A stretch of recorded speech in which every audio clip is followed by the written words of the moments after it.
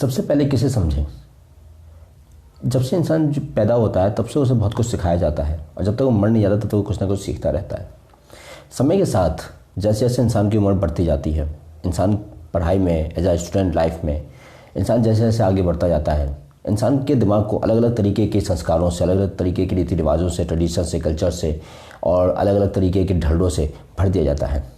और फिर इंसान को ये सिखाया जाता है कि देखो, बाहर अगर तुम्हें सक्सेस होना है, सफल होना है, तो तुम्हें ये करना होगा, वो करना होगा, तुम्हें ये जानना होगा, वो जानना होगा, तुम्हें ये किताबें पढ़नी होंगी, ये कोर्स करना होगा, तुम्हें इस कोचिंग में जाना होगा, तुम्हें इस एरिया में जाना होगा, तुम्हें इस देश में जाना होगा, तुम्हें ऐसे लोगों के साथ काम करना होगा। ऐसा बहुत कुछ जो है बताया जाता है। ऐसा नहीं है कि ये सिर्फ एजुकेशन सेक्टर में है। जब इंसान अपने स्टूडेंट लाइफ कंप्लीट करने के बाद में जब इंसान प्रोफेशनल लाइफ में भी जाता है तो भी उसे बताया जाता है कि देखो, अगर तुम्हें नीचे के लेवल से लेके ऊपर के लेवल तक किसी हाईएस्ट पोजीशन पर जाना है, किसी हाईएस्ट पोस्ट पर जो है जाना है, तो उसके लिए तुम्हें ये करना पड़ेगा, ये होना चाहिए। लेकिन इन सब के बीच में इंसान खुद के बारे में जान पाता है क्या? हम खुद से मिल पाते हैं क्या? जिसके लिए हम इतना सब कुछ कर रहे होते हैं, क्या हम उसे ध्यान रख पाते हैं? अगर हम उसे ध्यान नहीं रख पाते तो फिर किस लिए है ये पढ़ाई, किस लिए है ये इतने सारे संस्कार, किस लिए है ये इतने सारे रीति रिवाज, किस लिए है ये पूरा सिस्टम, किस लिए है जो अलग अलग हमें बातें अलग अलग लोगों से पता चलती हैं, चाहे वो हमारे माँ बाप हो, चाहे भाई बहन हो, चाहे टीचर्स हो, फैकल्टी हो, या आसपास के जो पड़ोसी होते हैं वो है, नाते रिश्तेदार हैं। तो इन सारी जो लोगों से जो भी चीज़ें पता चलती हैं, अगर उन सारी बातों से, इस पूरे सिस्टम से, इस पूरे समाज से अगर हम खुद से ही नहीं मिल पा रहे हैं, अगर हम ये नहीं समझ पा रहे हैं कि हम क्या हैं, मेरा अपना अस्तित्व क्या है, मैं हूँ ही क्यों, मैं कौन हूँ, आखिर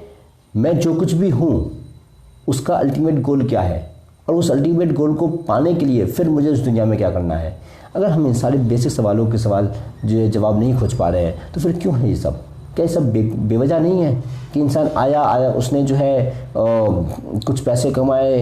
किसी एक बंदे से जो है उसने शादी कर ली, बच्चे पैदा कर लिए और फिर उन बच्चों के लिए सब कुछ जो करने लग गया और फिर वो मर गया। तो मतलब जिसने किया, क्या उसने फिर खुद को जाना कि एग्जैक्टली किया किसने? जिसने किया उसने ये जाना कि किसने किया?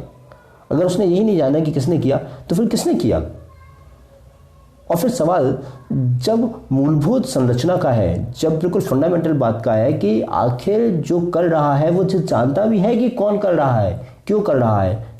इसके बहुत गहरे फायदे होते हैं। इसके बहुत गहरे फायदे ये होते हैं कि जब हम ये समझते चले जाते हैं कि कौन कर रहा है, किसके द्वारा हो रहा है, कौन एक्सपीरियंसर है, कौन डूअर है, कौन ऑब्जर्वर है, कौन सब जो चीज़ों को देख रहा है, और फिर हम एक बिल्कुल जिसे हम मेटाफिजिक्स कह देते हैं, फंडामेंटल जो बात है, अगर हम उसके अंदर भी जाते हैं तो हमें पता चलता है कि एग्जैक्टली कुछ है ही नहीं, और जो कुछ ये दिख रहा है वो बिल्कुल एक इल्यूजन की तरह है। लेकिन उस इल्यूजन का अभी तक कोई भी प्रूफ के तौर पे ये नहीं समझ पाया कि वो इल्यूजन क्यों है, कैसे है। यहाँ तक कि साइंटिस्ट भी जब यूनिवर्स के मामले में खोजबीन करते हैं, वो जब कोई रिसर्च कर रहे हैं, तो अभी बात आपने भी जो सुनी होगी कि बात डार्क मैटर पे जाके फंस गई है। डार्क मैटर पे जो बहुत सारी थ्योरी हैं और उसमें सबसे ज़्यादा जो एक थ्योरी मानी जाती है वो मानी जाती है एक विम थ्योरी। वो कहते हैं एक पार्टिकल है और लेकिन वो पार्टिकल कैसा भी है सिर्फ साइंटिस्ट को भी नहीं पता, वो एग्जैक्टली दिखता कैसा है, वो है भी कि नहीं है, उसके अस्तित्व पे भी एक सवाल है, वो सिर्फ थ्योरी है। तो वहाँ पे जाके भी मतलब यूनिवर्स के लेवल पे के उस लेवल पे जाके विज्ञान भी खामोश हो जाता है, शांत हो जाता है। और वो ये सब क्यों कर रहे हैं? वो ये सब इसलिए कर रहे हैं ताकि हमें यह पता चल सके कि हम क्यों आए, कहाँ से आए, कैसे आए, एवोल्यूशन क्या था। हम बात करते हैं बिग बैंग थ्योरी की, और बिग बैंग थ्योरी के बाद फिर जो चीज़ें चेंज कैसे हो गई, आखिर इंसान का अस्तित्व कैसे आया, किसी भी जीव का अस्तित्व सबसे पहले कैसे आया, ये सारी चीज़ें कैसे बन गई। अब समझिए, विज्ञान एक बड़े लेवल पे उस चीज़ की खोज कर रहा है जो सनातन संस्कृति में अपने अंदर झांक कर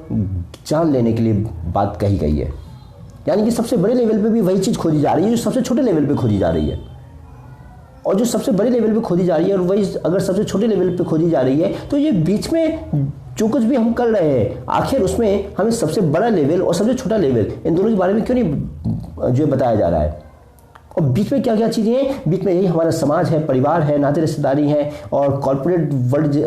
जिसे हम कह देते हैं, जिसे हम बिजनेस कह देते हैं, जिसे हम अध्यात्म कह देते हैं, जिसे हम धर्म कह देते हैं, जिसे हम मजहब कह देते हैं, ये सारी चीज़ें तो हैं बीच में।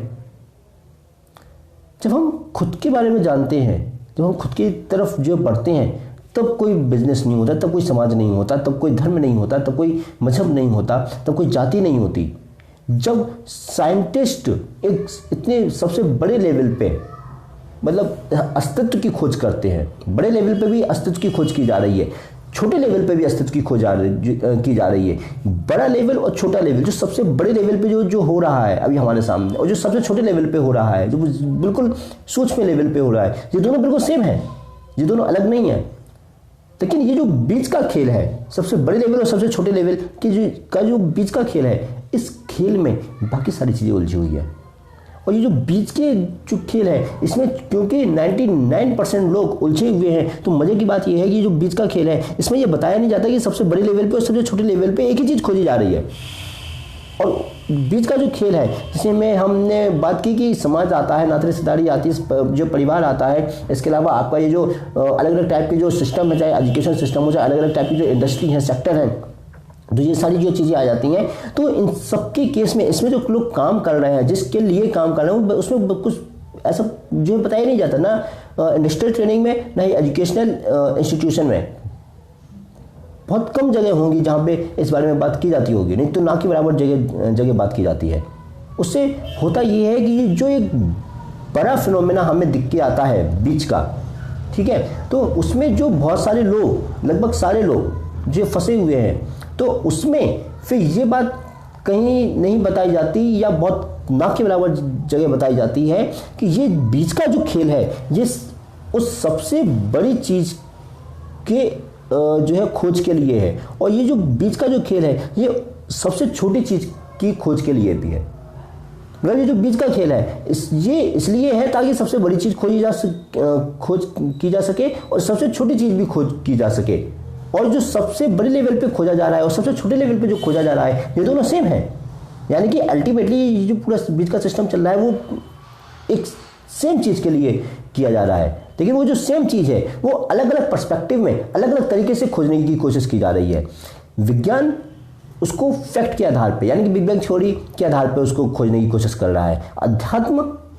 उसे अंदर की तरफ जो खोजने की कोशिश कर रहा है, अध्यात्म के जरिए इंसान जो है उसको अंदर की तरफ खोजने की कोशिश कर रहा है। तो सबसे बाहर भी वही, सबसे बड़े लेवल पे भी वही, और सबसे छोटे लेवल पे वही। लेकिन बीच के खेल में बात सिर्फ इतनी सी है कि वो उसे बताया नहीं जाता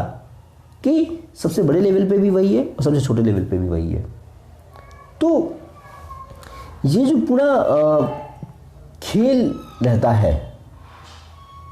वो तो बिल्कुल एक अलग तरीके से हो जाता है। बाकी आप इस विषय में जो क्या सोचते हैं, अपने विचार कमेंट बॉक्स में जरूर बताइएगा।